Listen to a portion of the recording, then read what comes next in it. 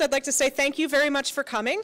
So this is the CNR Spring Seminar Series for 2024 entitled the Landmark Environmental Policies, History, Impacts, and the Future.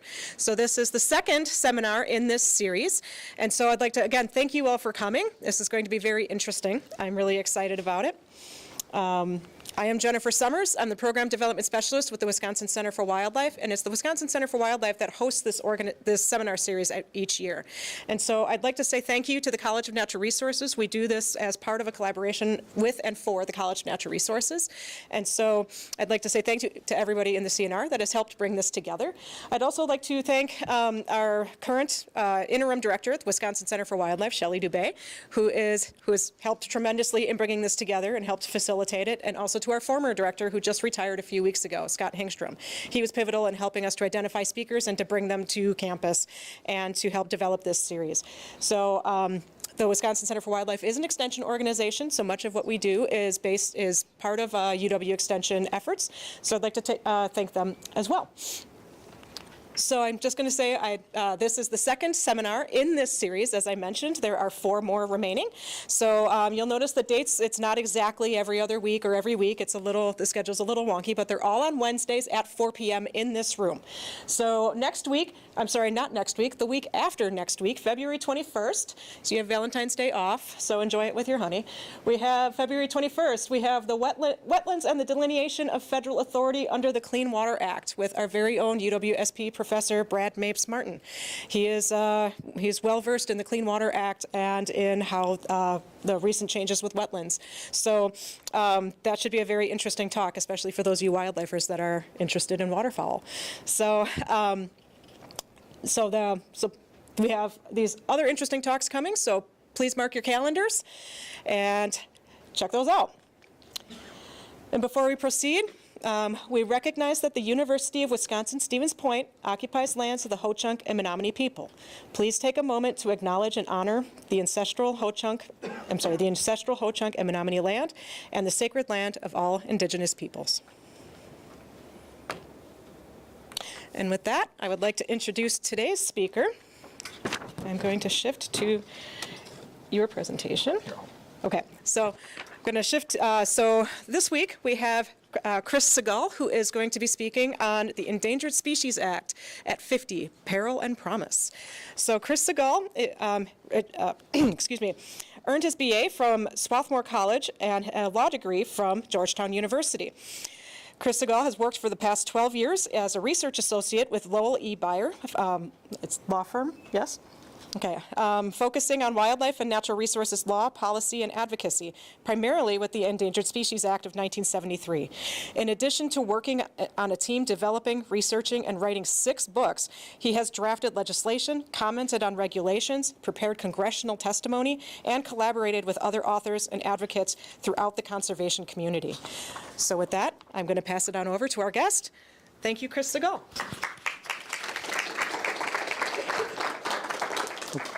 Thank you. Can everyone hear me okay? Is this loud enough? So thank you so much, Jennifer. Well, that's weird. Of course. It's not on 2 monitors. All right, wait. Nope. All right, well, we're going to run without presenter review, so my statistics may be all wrong. So excellent. Good enough. Okay. So as Jennifer said, my name is Chris Segal. I'm an attorney actually in New Jersey, but have worked for the last, it's actually now almost 13 years for Lowell Baier in DC. And thanks to all of you for being here today, and thank you to the university for the invitation as well. So in working with Lowell is a lifelong hunter and conservationist and wildlife advocate, as well as a historian and author. And so we've worked on, as Jennifer said, a lot of issues, but for the last 7 years, we've really focused on the Endangered Species Act and written a number of books with different angles on it. The big ones of which came out last fall in recognition of the 50th anniversary of the law on December 28th, the Codex of the Endangered Species Act, 2 volumes. Volume 1, the first 50 years, is really a history that Lowell and I researched and wrote that covers every aspect of the law from our nation's first awareness and grappling with the issue of extinction right up to what's going on now. And our goal was to make it the most comprehensive single-volume history of the ESA, and we think we've succeeded at that. And one of the reasons that we succeeded at that is because we had a huge brain trust to rely on of experts, other researchers, practitioners, biologists, former and present government officials who really helped us scope and shape the book and figure out what was important. And one of the things they impressed upon us was that it would be a waste to take this huge amount of research and have it be a purely academic historical exercise. They urged us to also grapple with what's going on now and what might happen in the future. So first, so that's where you get volume 2, the next 50 years. But fortunately, we kind of turned it back on them and asked them to contribute. So volume 2 is an edited volume with contributions from 27 different authors, and we were also assisted by Dr. John Organ up in New England with pulling that together. And that also kind of is what inspired the title of this talk, which I borrowed from Lowell's foreword to Codex Volume 1, the idea that here, thinking about the last 50 years and the next 50 years, we have a moment that represents both some peril, but also a lot of promise and optimism for the future. And then we have one more book coming out. See, here's where I needed presenter view, so I would know whether or not this slide was still in the deck. We have one more book coming out in April, the 6th and hopefully final ESA book that I really want to recommend, Earth's Emergency Room. After they received and agreed to publish the codex, our publisher said that if we could somehow take these very academic, very heavy books and make them more a popular press, more short and accessible, it's a really important issue, and it would get you a lot more reach with the research you've done. So this book, if you don't count the notes, and you should count the notes, but if you don't count the notes, is only about 200 pages long, and we got into it a lot of Lowell's own life and experiences, both as a young man first moving to Washington and then over the years working on environmental and wildlife issues with a lot of the principal figures who are important in the history. So this book will be published in April, and I highly recommend people check that out. This audience may not need this, I'm not sure, but I want to talk very briefly about what the Endangered Species Act of 1973 is, just to make sure we're on the same page, and by way of apology, because inevitably some jargon is going to creep in here as I keep going, as I go.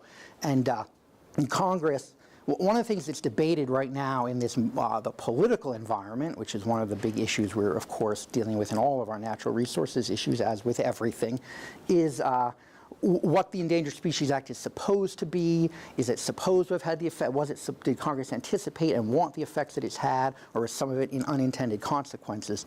Fortunately, what we found very clear answers to that in our research into the legislative record. First of all, the purposes of the law are given right there in the statute. The purposes of this chapter are to provide a means whereby the ecosystems upon which endangered species depend may be conserved, and to conserve those species. And then the second block quote here is a mishmash of statements we pulled out of the floor debate, where the law passed the Senate unanimously and the House of Representatives with, how's this, 355 in favor and 4 opposed, and some number not voting. No 218 to 216 or whatever. Again, I'm not going to read it all, but we have a moral imperative to act, or the main, when we threaten endangered species, we tinker with our own futures. The balance of nature on which we depend for our survival depends on the survival of our wildlife. These are not ambiguous statements. Clearly, in Congress, wanted a strong law, and when we talk in a minute about the history before the ESA, we'll see why that was. But the other thing that really strikes me about this language is how relevant it is today in the context of disciplines like conservation biology, concept of biodiversity, and landscape and ecosystem conservation, concepts in the scientific community that probably some of you are studying that really emerged after 1973, but I won't go so far as to say that members of Congress and their staff were anticipating it, but the framework and understanding of kind of the holistic nature of natural systems was such that the that there's subject matter content consistency, and I think that's a big reason the Endangered Species Act has remained relevant and effective even as our science and practice has matured. This slide is an entire graduate course, but the Endangered Species Act is implemented by both the U.S. Fish and Wildlife Service and the National Marine Fisheries Service, NOAA Fisheries. In the practitioner community, we almost always just talk about the service because Interior has most of the species and is also charged with actually maintaining the lists and the databases. So for research purposes, the Fish and Wildlife Service is really the whole story, but I do want to acknowledge that they are not the whole story. And there's a whole lecture about how is it that it was split between two agencies, so come back next time. But anyway, under the Endangered Species Act, the service lists and delists species, and this includes uplisting and downlisting species between endangered and threatened, which means likely to become endangered in the foreseeable future, designates critical habitat, which I'll come back to, produces recovery plans, which are really important, not just for figuring out when to delist a species, but also as management guidance that the service, land management agencies, state agencies, nonprofits, and landowners can rely on. Monitoring of species while listed and after delisting, which also helps facilitate conservation actions. Cooperation with the states, which is a whole subject, and mostly takes the form of funding. So if any of you heard Jim Heffelfinger's talk last week about state agencies, somewhere in the second half, I think he mentioned the Cooperative Endangered Species Fund. That's Section 6 of the ESA. So all this stuff that you're going to be hearing about this semester is all related. Federal interagency consultation, Section 7. Agencies are prohibited from not just carrying out, but also funding or permitting actions that would harm endangered species, jeopardize the survival of endangered species, or adversely modify or destroy their designated critical habitat, which we mentioned earlier. And this process happens again and again and again. The Forest Service, Bureau of Land Management, they've got whole regulatory compliance offices that deal with the ESA and these other agencies, and is a big source of red tape, basically. International cooperation, also not talked about a lot in practice, but was important historically in terms of what was going on in the 60s and 70s when this was written. And then where the rubber meets the road, take protections. Not only you cannot harm, no, you cannot take a listed species, which is not limited to killing or injuring, but includes harming, whatever that means, and there's Supreme Court cases we could get into. And also like modifying its habitat to restrict breeding functions and things like that. And then finally, there are exceptions to those take prohibitions through incidental take permits and enhancement of survival permits, both of which figure prominently in regulatory flexibilities, which we'll get to if we have time. No, we will. So the big thing people are always talking about with the Endangered Species Act is, does it work or not? And you quickly get into the political echo chambers and sound bites that it's not that they don't mean anything, but that they aren't necessarily that helpful. So I pulled this all out of the Fish and Wildlife Service's database a few days ago, but right now we have 1,669 listed threatened and endangered species in the U.S. Also 698 foreign species, but that is like the ivory trade or fur trade, and is mostly import-export. When we're talking about the impact of the Endangered Species Act, on hardworking Americans, and we're usually talking about U.S. species. We managed to get 120 some off the list. 73 have been delisted due to recovery, 32 due to extinction, and 21 in error. Like, oh, turns out there were more of those all along, never mind. 934 species have designated critical habitat. This can overlap in most areas, especially biodiversity hotspots.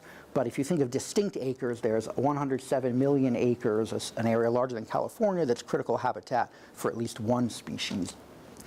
And 1,380 species have recovery plans. That's important because, as I said earlier, the recovery plan is your roadmap for making progress. That's about 80%. That's actually more than we've had ever before. The service has been very diligently, after some prodding from courts 20 years ago, working on that backlog. So is the Endangered Species Act a success or not? Here are your familiar political talking points. On the one hand, 98% or 99% is often said of species that have been listed are still with us. I would argue this is probably actually 100. Those 32 extinct species were probably all extinct when they were listed. There's no species that was listed, observed in the wild, then went extinct. But on the other hand, only 3.7% or 3% of listed species have recovered. So that you wouldn't accept that in your business. But of course, as you guys know, habitat fragmentation, species decline, and ultimate endangerment is a long process. You would expect recovery to be a long process as well. There are also a lot of confounding variables. So take a species like the peregrine falcon or the bald eagle. It was listed and has now been delisted due to recovery. A big issue there was exposure to DDT in the post-war era. That's organochlorine pesticide. It was widely spread across the United States to kill malaria mosquitoes and other pests. And it turned out that it bioaccumulates in top predators, and in the case of the birds, causes their eggshells to thin and cause their breeding success to crash. This was, of course, famously publicized in Rachel Carson's Silent Spring in 1962. And then, in the late 60s, there was litigation in New York State regarding the osprey, and in 1972, EPA banned DDT. So, if you have, say, a peregrine falcon, DDT is banned in 72, ESA passes in 73, species is listed in 75, species is delisted in 90, 96, or in the late 90s. What is it that brought the species back? Was it the DDT ban? Probably in a large part was it the ESA listing. I mean, they did recovery plans, they did translocations, they did all kinds of research, so that probably contributed. And also just sheer public attention. This was before the era of like your bald eagle cams and whatnot, but especially I grew up in the cities in the East, and when you'd see a falcon or really anything alive that wasn't a pigeon, it was a cause of great excitement. But there's one study I'm aware of that was done a few years ago by the staff at the Center for Biological Diversity, who argue that 291 listed species are with us because of the ESA. Assuming their science is good, and I have no basis to question it, that's at 1 out of every 6 listed species. That certainly sounds like success to me. And that's despite the era of increasing partisanship and political polarization. So when we talk about peril, there's a political peril, which we've pretty much already talked on and is obvious. I'm not going to harp on it, except the Center for Biological Diversity also has a database, and Defenders of Wildlife does this, but only on a year-by-year basis as well, where they track all of the legislative attacks on the Endangered Species Act. And we talked to them and took their methodology, hired a research assistant, and extended it. And we found that between 1995, which is an important year we'll get to, and 2021, there were over 600 legislative attacks on the ESA. These are bills or resolutions introduced in at least one chamber. It would have undermined the act, elevated economic or other concerns above the scientific concerns that are supposed to be and are the bedrock of the act right now, or appropriations riders where they say, like, well, never mind the Endangered Species Act, as part of this funding you are required to, delist the gray wolf in the northern Rocky Mountains or something. Or more relevant right now probably is we may in the Q&A get to last Friday, but there's a rider prohibiting the listing of greater sage-grouse that they put in every year since 2014 that is an issue. So there's that, but the peril, when Lowell and I think about peril right now, it's not really that we're focused on, it's really more the ecological peril. Oh, and there's our friend the wolf. I think this is one of your Western Great Lakes wolves. It's out of the Fish and Wildlife Service database, and it didn't say specifically, but I think it is. We're talking about the biodiversity crisis that America has increasingly become aware of in really only the last 4 to 5 years. And Lowell is working now on a book dealing with climate change, and this is based on conceptually a lot of the late E.O. Wilson's writing, but we really have 3 crises going on right now: the species extinction crisis, the climate change crisis, and the biodiversity crisis. The biodiversity crisis is probably the one least known about, at least outside this room, and here's where I'm really going to wish I had some statistics there, but I'll do my best. Just to go with a couple of well-publicized examples, a study published in Science in 2019 found that over the previous 50 years, North America had lost 3 billion adult breeding birds across all species. And what's alarming about that is not the raw number. Who even knows how many total birds there are? Is 3 billion even a lot? I don't. But if you think about the history of conservation, birds are really the class of species where we have had the most programs, the earliest interventions, the most funding, and I would say the most success, going back to the Migratory Bird Treaty Act, the Duck Stamp Act, Farm Bill programs, wetland, prairie pothole conservation efforts, NAWCA, and yet the reward for all of that really effort and successful programs is we're only down 3 billion. So that's pretty grim. And then insects, here's the rusty-patched bumblebee, the first bumblebee listed under the Endangered Species Act in 2017. Not the last. But of course, pollinators are essential to the human food supply, which circles back to some of those sentiments from Congress in '73 about conserving species because we're also concerned about humans. 50% of medical compounds either were originally derived from or are still produced from the natural world. So when we talk about the need to address the biodiversity crisis, we're really talking about the need to save ourselves. So that's the bad news. But the good news is that there's a lot for a big role for the Endangered Species Act to play in all of this, we think.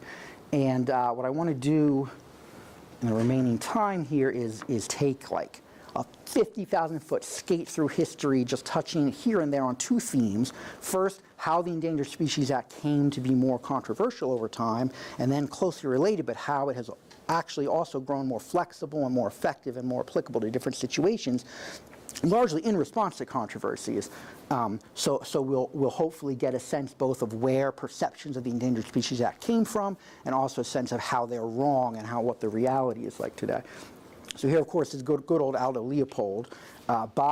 You would have thought by the end of World War II that we were in great shape. We had developed the system of game management in the States. We had funding from Pittman Robertson and then Dingell Johnson in '50, and the whole develop of what we think of retrospectively as the North American model, that is the envy of the world. But of course, in fact, post-war economic development, suburbanization, timber export, timber cutting for construction and export, and industrial pollutants of all sorts in our air and water are causing an environmental crisis that we became aware of with the environmental movement in the 60s and 70s. So just a couple of pictures as quick examples. Here's Richard Nixon visiting the site of the Santa Barbara oil spill in 1969 that was very much front page news at the time. And this is just trivia, but here's the Cuyahoga River fire in Cleveland in 1952. The more famous fire in 1969 that everyone was aware of was such a comparatively small fire that the press at the time, and if you go on the internet today, the pictures are all from a much bigger fire that was way back in 1952. So it's not like this was a problem that hadn't been going on for decades. And then, of course, I already talked about Silent Spring in 1962. But there's also a lot going on internationally in the same period, and much more of a focus on wildlife and on trade in wildlife. So in 1964, the International Union for the Conservation of Nature published its first Red Book, which is now the Red List. This is a later picture when they were breaking them up based on plants and mammals, et cetera. And that contained a list of endangered species of the world, and immediately got people in this country thinking about, would it be helpful to have a list of endangered species in this country? So in 1966, a committee at the Department of the Interior floated the idea. I don't know that they actually drew up a list, but laid out how they would do it. There was concern that they lacked any legislative authority to do so. So Congress got involved in and here's a right whale and a leopard, examples of two of the species that were being discussed internationally, along with the polar bear. And all these species were also subject to major international treaties at the same time, which are dealt with exhaustively in these wonderful books. So in 1966, Congress passed the Endangered Species Preservation Act, which authorized creation of a list of species, and we got the first list of 78 endangered species in this country in 1967, including our friend, the eastern timber wolf, as it was known at the time, in Minnesota. And the act also authorized all federal agencies to use their funding and authorities to conserve these listed species if they chose. It turned out they did not choose, and that act basically sank without a trace other than creating the list. Now, it was introduced originally by T.A. Thompson, Democrat from Louisiana, but when he passed away during that same Congress, John Dingell Jr. from Michigan, who you see on the left here, took the mantle as the congressional champion of endangered species. And John, of course, was the son of John Dingell Sr. Of the Dingell-Johnson Act and many other laws, and took his seat when he passed away. And when John passed away, after being the longest-serving congressman in U.S. history, his wife Debbie is in that seat and is the lead sponsor of the Recovering America's Wildlife Act now. So there's an incredible conservation legacy there.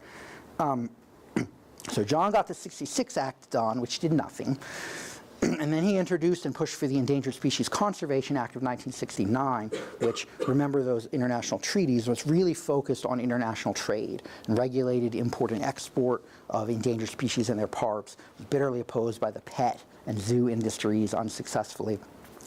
It was a success as far as it went, but it didn't address either trade, intrastate trade of species once they were inside this country's borders, and it didn't address taking or harming species or habitat in this country at all.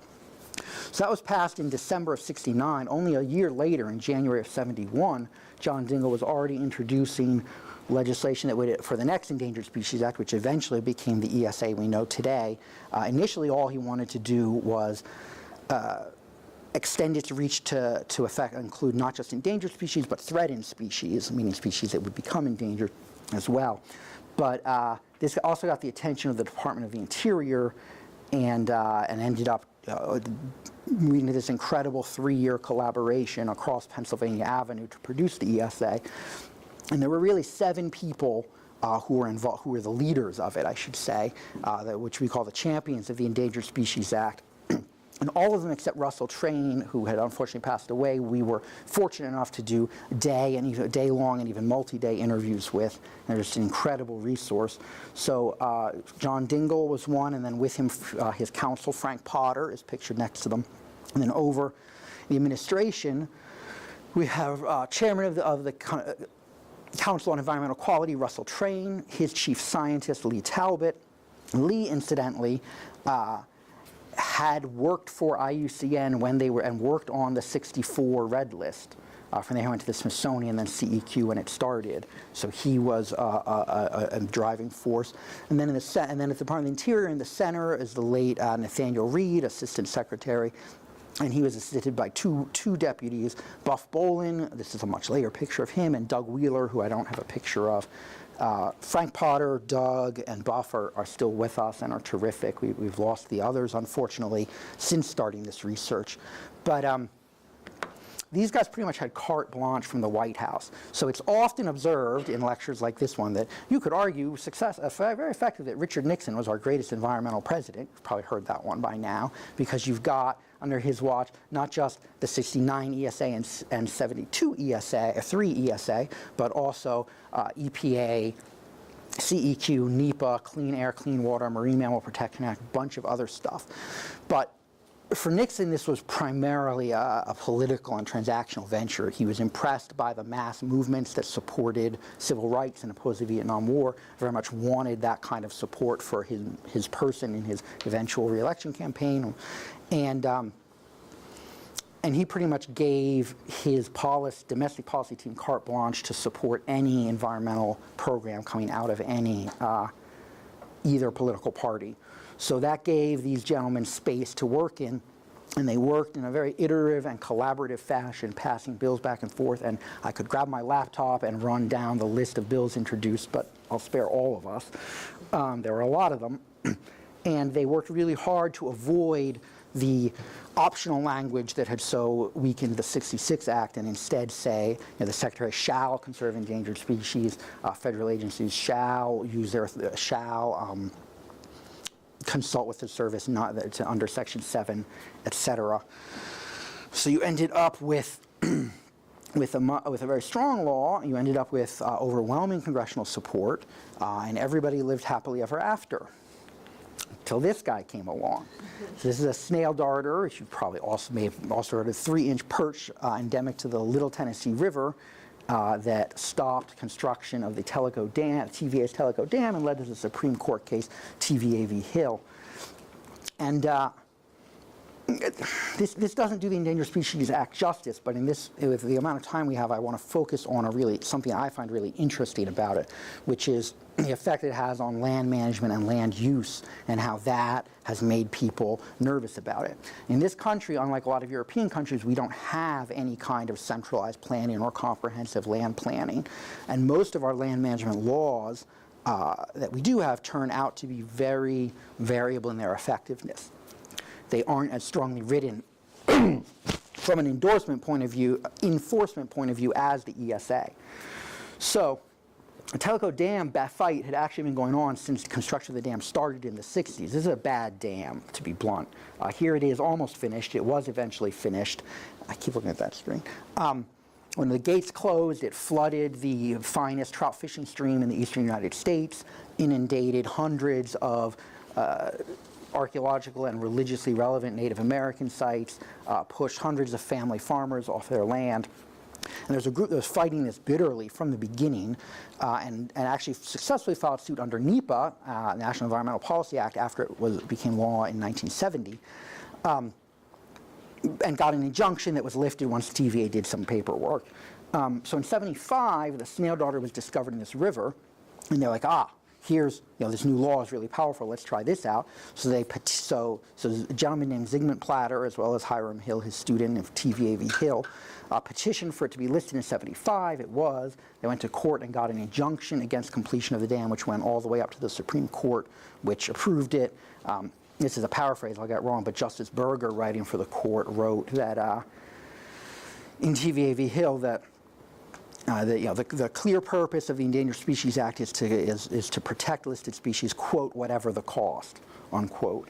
And this made a really strong impression on, and I don't think on the country as a whole, but on important thought leaders, on federal agencies, on state governments, on people who worked a lot in areas that needed federal permits, where this Section 7 consultation was, it turned out, going to be a problem for them. And there's also a happy ending. As far as the fish goes, it survived. Fish were translocated out into adjacent streams. Later, it turned out probably there were some in some other streams to begin with, which goes to what we were talking about earlier. And it was downlisted and then delisted in 2022 as it recovers, one of our 73 recovered species. And the delisting petition was filed by that same Zig Platter who filed the original listing petition in 75. It's a nice little closing of the circle, I think. So also in the long run, probably good for the Endangered Species Act, because up until the end of the 80s, Congress routinely did major amendments and reauthorizations of the Act, and the 1978 amendment brought some really important clarifications and improvements. They fleshed out what critical habitat meant and how it should be identified. They explained the steps of the consultation process, and added a bunch of other stuff that made the ESA more clear and clearly applicable and effective. And then 10 years later, it all happened again with the northern spotted owl in the Pacific Northwest. And it's really the same story as the snail darter. This was not really a species issue initially. We do have species issues like wolves, but this was another land management issue where the Forest Service was continuing, and BLM, were continuing to authorize unsustainable levels of cutting in national forests and old growth. And the environmental community in the Pacific Northwest had been fighting it bitterly back to the late 70s, actually, when the Forest Service first identified the northern spotted owl as a management indicator species under the new National Forest Management Act, and then didn't actually do anything to protect it or care that it was indicating that they were destroying all of the old-growth forests. This is an old-growth obligate species that only nests in old-growth forests. And this is the era of your people chaining themselves to bulldozers and camping out in trees and making front-page news across the country every week. But notice that in this 1987 photo, there is not actually any mention of owls. It's save the last old-growth forest. The owl wasn't petitioned to be listed until, I think, 86 or 87. It wasn't listed until 1990, following a court case forcing the Fish and Wildlife Service to list it, which it didn't want to, because of the amount of pressure in the Forest Service and from members of Congress from Oregon and Washington to keep getting out the cut.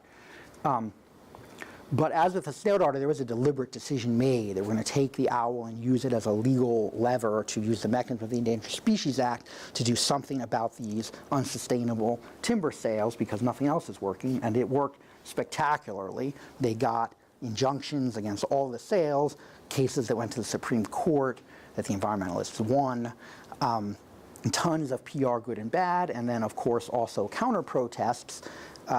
Sure, a little astroturfy in some cases, sponsored by a mill or a timber company or whatever to get the loggers and their families to come out and show America how like these out of touch. This is anachronism. But these out of touch coastal elites are destroying our livelihoods, and that message really took hold and really resonated. And there's a reason I can use it as an anachronism.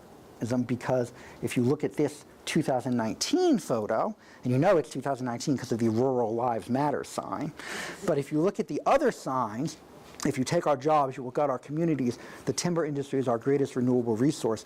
This was in Oregon, in Salem, protesting a carbon cap and trade law. It's the one, if anyone remembers, where a bunch of Republican state legislators fled the state and the police were sent after them. It was a mess. But the point is that these sentiments here are right out of the late 1980s and still have a tremendous resonance today. So that made the ESA very political across the country. At the same time, we had the beginning and rapidly the end, or at least a point of no return, in a real political shift in Congress. I really should have an intervening slide here, but oh well. So starting in 1990, we also started getting a lot more impact from the property rights movement. Kind of the building backlash to the environmental movement really blossomed in this era.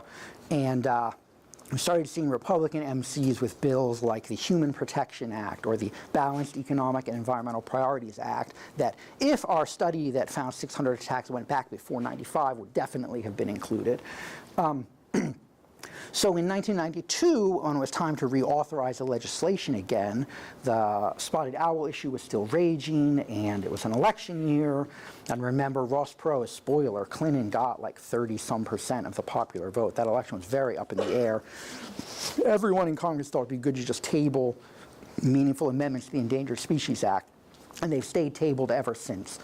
We've had no meaningful bipartisan substantial amendments to the ESA at all since 1988, which was only, 73, 88. The first 15 years was the era of legislative accomplishments. The next 35 years is the rest.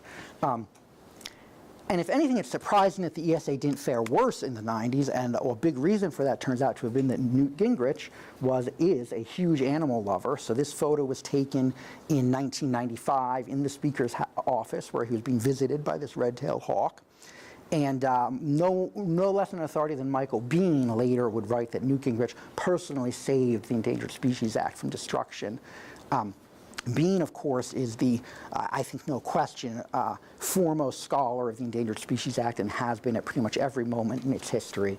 He's had an incredible career at the Environmental Law Institute, Environmental Defense Fund, most recently in the Obama administration. And he was really important, this is Bruce Babbitt, not Michael Bean, really important in the reaction to all of this. Because all of this went down, here's where I'm going to pivot into the growth of regulatory flexibilities and why I'm optimistic for the future. The Clinton administration had maybe the strongest group of environmental advocates in high political office of any administration ever. And foremost among them was Secretary of the Interior Bruce Babbitt from Arizona. And Bruce had a terrific brain trust in the department who met regularly late at night in his office and would brainstorm different ideas. And one idea that he had was that it would be good if they could separate the kind of out of control young Republicans in Congress from the industrial and property owning communities whose interests they supposedly represented. Don Barry, who was in that group and later was Assistant Secretary of the Interior, referred to this as intellectual jiu-jitsu, which I loved. But So the first blow in this campaign was the no surprises policy. So we talked a little about how the 78 amendments improved the act. The 82 amendments created habitat conservation plans and incidental take permits due to a situation involving some butterflies outside of San Francisco that you'll have to read about in the book. But the idea was that if you do this complicated plan and get it signed off on by the feds, it's then okay if you destroy whatever percentage of habitat or take up to whatever in number of individual species. And this process was so convoluted and badly designed that in 10 years, a total of 12 of these agreements had been completed. So what they struck upon in the Clinton administration was what's known as the no surprises rule, which they've since pushed out to every aspect of ESA permitting. But no surprises just says if you bother to put together one of these convoluted plans, we, the feds, will never come back and say, oh, sorry, the latest science says you need to do even more on behalf of the species, so that they wouldn't move the goalposts after the fact, even if the science demanded it. And this is a really interesting trade-off about between scientific purity and practical application in any government program that we can talk about in a future lecture. But that was transformational. Today there are over 1,000 HCPs because finally, from the perspective of industry and working on 5-year and 30-year timeframes for their profitability, they were actually getting something. So they did no surprises, and the next step was to deal with a little problem going on in the southeastern United States with another forest-dependent species, the red-cockaded woodpecker, and address an overwhelming perverse incentive that was inadvertently in the Endangered Species Act from the beginning. So the Endangered Species Act regulates species, and it can only regulate them if they're present. So if they're not present, there's no species to worry about, no problem. This leads to the old phrase, shoot, shovel, and shut up, being the best way to deal with an endangered species if you should bump into one. In the context of pine forests in the southeast, it was also an incentive to red-cockaded woodpeckers nest in cavities that they excavate in pine trees that have reached a certain size, meaning it also means a certain age. So forest landowners would log their lands before any trees got to that size, so that there could never be any expansion of this endangered species onto their property. And because of what happened next, some sociologists and anthropologists went back later in the 90s and actually verified this with some hard data proving that this really, people were consciously doing this deliberately. So the only landowner in the area that wasn't interested in doing this was the US Army, which had on bases like Fort Bragg and Fort Braddock, I think, huge expanses of forest that were kept undisturbed for training purposes. So developmental pressure, both suburbanization and logging outside the fence line, was pushing listed species, and in particular the woodpecker, onto military installations. And it got to the point that in 1990, the Fish and Wildlife Service issued a virtually unheard of a biological opinion under Section 7, saying that ordinary training activities at Fort Bragg jeopardized the continued existence of this species, which was a big problem for everybody. So the Army, the Service, the Nature Conservancy, and the aforementioned Michael Bean, as well as Robert Bonney, who's over at Ag in the Biden administration now and is also brilliant, and everyone should go work for him if they ever get the chance, came up with what eventually became a safe harbor agreement, and then late in the Clinton administration they extended it into candidate conservation agreements with assurances. They took the idea of no surprises and HCPs, which originally was, well, if you have a lawful activity anyway, you can incidentally take some species, and said, well, that removes the perverse incentive, but there's still no reason anyone should try to benefit these species. So your SHAs and CCAAs say that we'll do a survey, we'll do a plan, and we'll do a survey of your land, and we'll figure out what's there, and then not only will we give you the no surprises where, because you're doing this plan to manage your land to benefit the endangered species, we're never going to come back and take a second bite of the apple. In addition, we're going to say it's okay for you to undo all the benefits you've made and return your land to baseline, correctly intuiting that almost nobody was ever going to actually do that.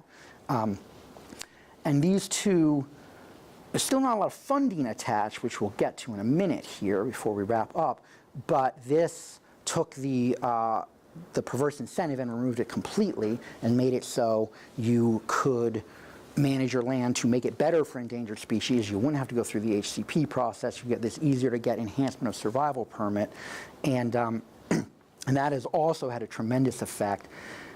And one of the things that's interesting about looking backwards and looking forward at the same time is how obvious things look in retrospect and mysterious they look looking forward.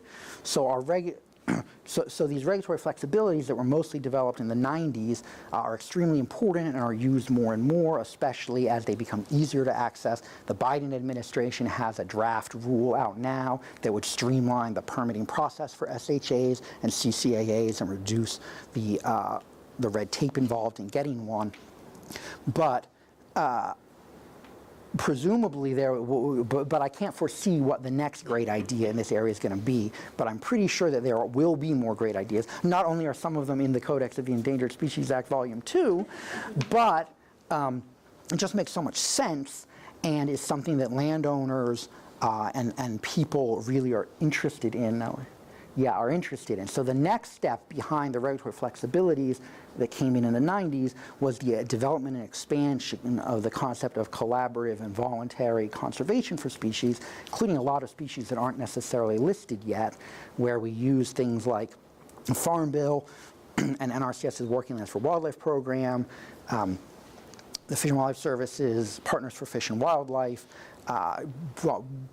programs funded by foundations, like Walmart and the National Fish and Wildlife Foundation have Acres for America. That is a huge program that makes grants where we're finding ways to actually push money out to landowners for conservation to realize the vision of Aldo Leopold when he wrote in 1930-something that the tools for conservation lie not in the legislature but in the farmer's tool shed.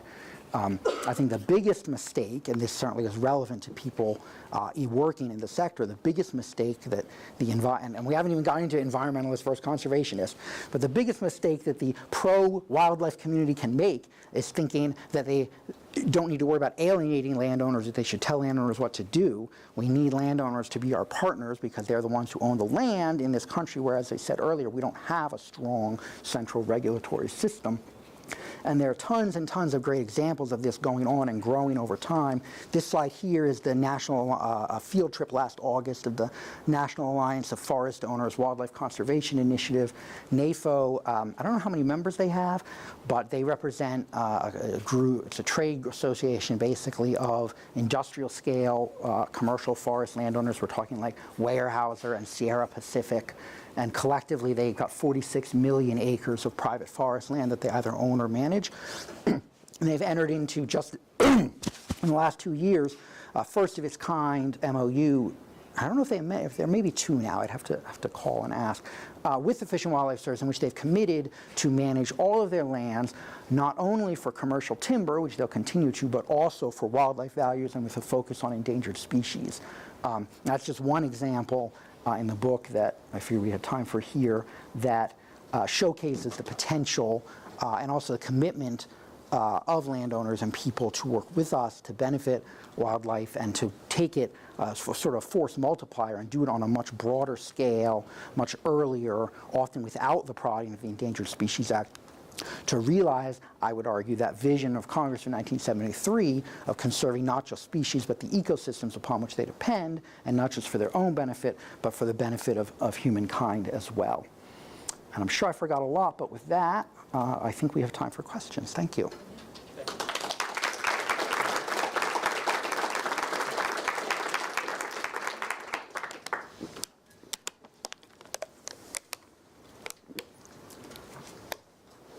I have a question about polar bears and ecosystems and the purpose of the Endangered Species Act. Can you explain how, when polar bears were listed, we did not address climate change? Yeah. So the question is, how do polar bears fit in, and why is it that when polar bears were listed in 2008, we chose not to address climate change? Thank you for starting with an easy question. No, the reason I say that is that the history is pretty straightforward, but the implications are extremely interesting and are probably electric in and of themselves. So polar bears listed as threatened in 2008. There's a fantastic passage in Dale Hall, who was the director of the Fish and Wildlife Service at the time's memoir about how he threatened to quit if the political officials overrode his determination that it should be listed. Highly recommend his book, which you'll have to look up. But anyhow, there are probably, we don't have good counts, but there are probably more polar bears now than there were in the 50s or in 71 when the International Polar Bear Treaty was signed, because the main threat to polar bears historically was hunting, and we regulated that in the 70s. But the basis of the threatened listing was that they'll become endangered in the foreseeable future due to loss of sea ice. They'll make it impossible for them to hunt or, in fact, survive. And so you have a situation where the species that is more numerous now than in the past is one of the ones that we can most clearly see going extinct. But after that was done, with all that political difficulty inside the Bush administration, they issued a solicitor's opinion, an M opinion, saying that the Endangered Species Act does not have the authority to regulate greenhouse gases. And basically, it was just a concession to reality that it's an international problem with very diffuse sources, and the Endangered Species Act regulates harm of a species, modification of habitat. Who could say what particular car or power plant caused this patch of ice to melt? There's just no way to make it happen. And the Obama, Trump, and Biden administrations have all stuck with that interpretation. How do you see laws like the ESA changing if the Chevron deference is overturned? How do I see laws like ESA changing if Chevron deference is overturned? More easy questions. ESA less than other laws because it's so clear. The thing is, this goes to one of the statistics I didn't have in my not having presenter view was that according to a 2023 NatureServe study, 40% of U.S. species are endangered. 40% is a whole lot more than 1669. And the reason for that, of course, is a lack of information about species, a lack of capacity to evaluate and list all of them, which means that although they're required to rely on the best available scientific and commercial data at all times, the Fish and Wildlife Service inevitably also does some picking and choosing. And so I think it would depend on how thoroughly Chevron was eviscerated. I think the ESA, like the border in terms of funding levels, another non-controversial, non-current issue, you could make a stronger case for deference than in the case of some other statutes. When it comes to the ESA regulating specific species, I guess specifically the California condor and recent outbreaks of influenza, does that have any effect on just everyday people, like consumers, feeders and all that? Questions how species like the California condor affected by avian influenza affect consumers and bird feeders. What can you elaborate? Well, yeah, like how the outbreak of avian influenza can be like controlled almost like commercial, like everyday consumers like bird feeders and just like maybe farmers like their livestock and all that. That's a really interesting question. So it's how. So when you have something like avian influenza, if I'm understanding your question correctly, that can be reduced by changing human behaviors, like involving how they do their bird feeding. Where do we see that? That's a tough one because, again, it's so diffuse and outside of anything that's ever been done. Because normally when you have a disease issue like that, or like white nose syndrome would be the more classic example, what we do with the Endangered Species Act is try to eliminate all other threats we possibly can, of roosting trees or eries or whatever. And obviously the condor is one of your most protected species, and populations are all on public land, I think. I don't know. I would be surprised, but it would be a really interesting thing to try to make happen. I'm not sure. Can non-native species be listed, such as like honeybees? And also, how might that relate to like different states on how something is native there and not native in another state?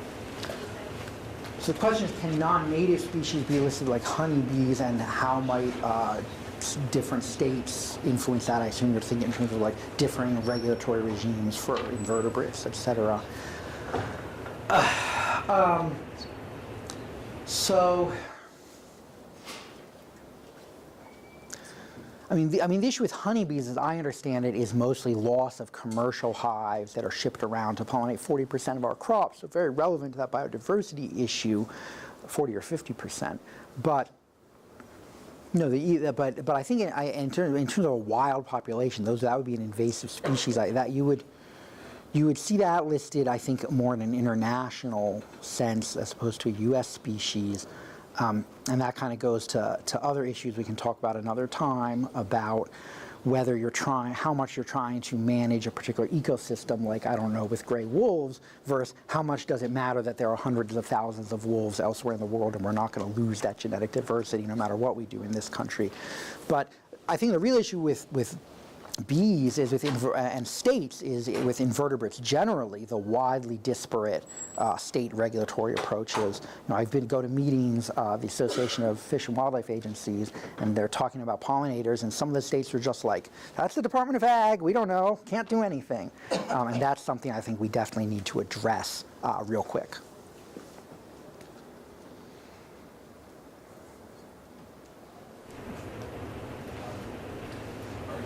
Are you any more or less concerned with this current Supreme Court that this could be an aggregation of folks where really large-scale environmental policies could be overturned? They seem to be less interested in precedents than previous courts, and I'm just wondering from your perspective, are you especially worried now, or do you think that ESA will persist through this group of justices? Yeah, so the question is, are we particularly concerned with the current makeup of the Supreme Court and its lack of adherence to precedent in every area about the future of environmental laws and the ESA specifically? Not till you said that. The reason is we haven't had a Supreme Court ESA case since Northern Spotted Owl in 1992. It's just so baked into like Lowell refers to as a third rail of politics that nobody wants to touch. And especially when you look at what's going on with collaborative conservation and how involved and invested state agencies are, how hard people are trying to get RAWA across the finish line to get $1.5 billion for states and tribes to do conservation on non-game species. It would be opposed by a much broader coalition than it would have been in the past. So I'm not expecting it, but nothing would surprise me at this point.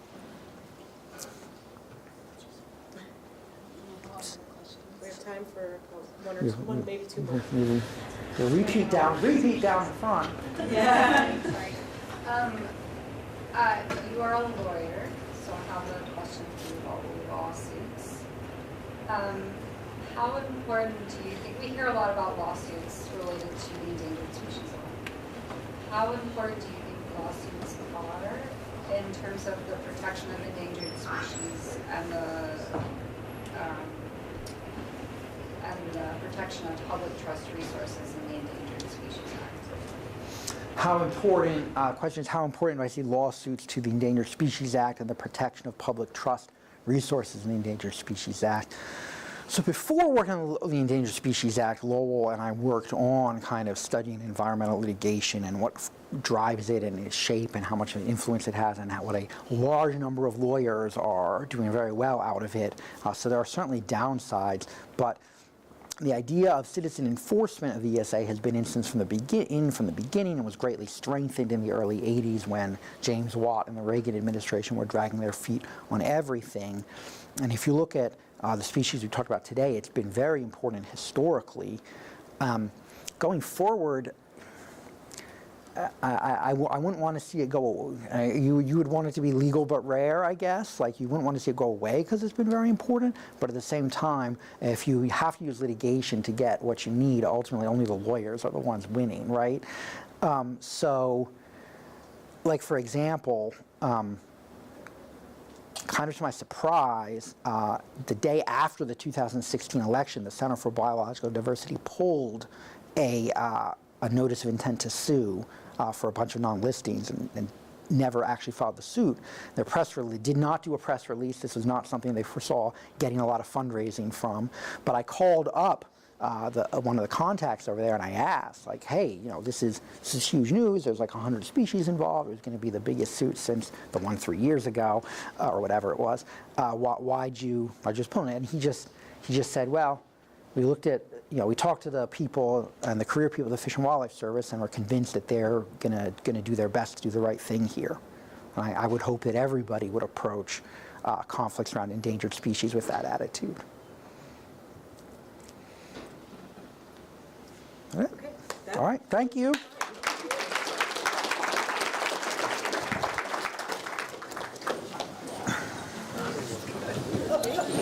Right on time. Well, we got to get this room ready for the next people, right? I think it's back in the